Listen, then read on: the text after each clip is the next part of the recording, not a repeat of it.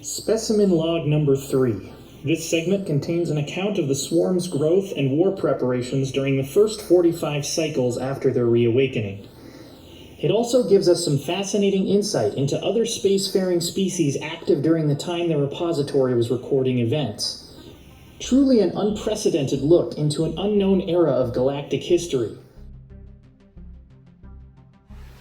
With the establishment of Hive Beta in the Irem system 18 cycles after reawakening, our numbers were thriving, and our hold over local space and constellations. But as we would soon discover, we were not alone. New civilizations had arisen from the calamitous years when we were wielded as a weapon by the Blorg. They seemed to know nothing of the terror we unleashed in our previous incarnation.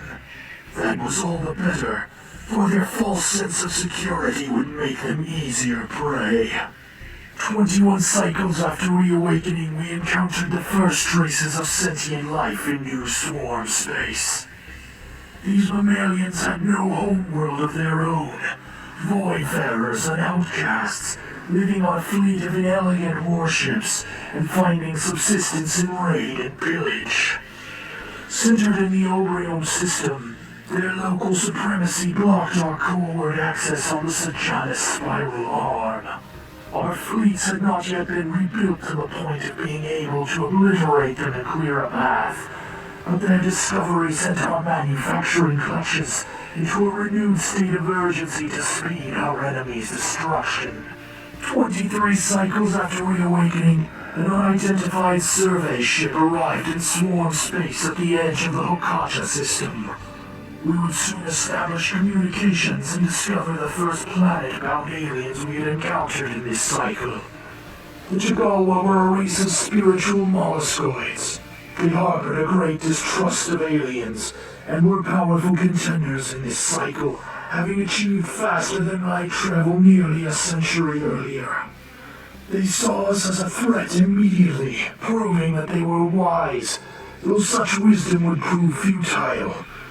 They closed the borders of their substantial empire to us, and readied defenses at the closest edges of their systems, expecting an invasion at any time. In our infinite cunning, we chose to let them cower for now. Only when the battle casts and our exoship fleet had fully regained their strength would our scourging of the galaxy commence in full force. For now, the void-dwelling scavengers were of greater immediate concern. 28 years after reawakening, we came across the Riggin Commerce Exchange. Mammalian traders living on a single massive space station, offering to take in our surplus raw materials in exchange for alleviating our energy deficits. We found this arrangement beneficial and elected to work with them until such a time as they became more valuable as nutrients for the hive than as suppliers of needed resources. 6 cycles later, we discovered another planetary empire in the form of the Krabadox. These avian imperialists lived in a highly authoritarian state that viewed individuals as tools, making them easier for us to understand than most of the other lesser races.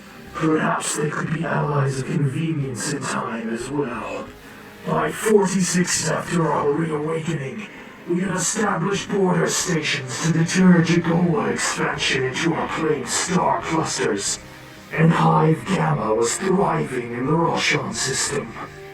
This was when we discovered the asteroid field the scavengers were using as a home base around a not-so-distant star called Vokon. Now that we knew where they were rooted, it was only a matter of time until we would wipe them from the galaxy, abducting their screaming forms from the burning husks of their disabled ships to feed on new colonies. Dawn had come and gone for the swarm, and in the light of our newfound glory, the galaxy would witness for the first time in this epoch what became of those who would dare oppose us. We would make certain that Jagalwa had the privilege of witnessing this portent of their eventual fate. As the Viziers projected our songs of bloodshed across the neural network, The Armada was ready for war.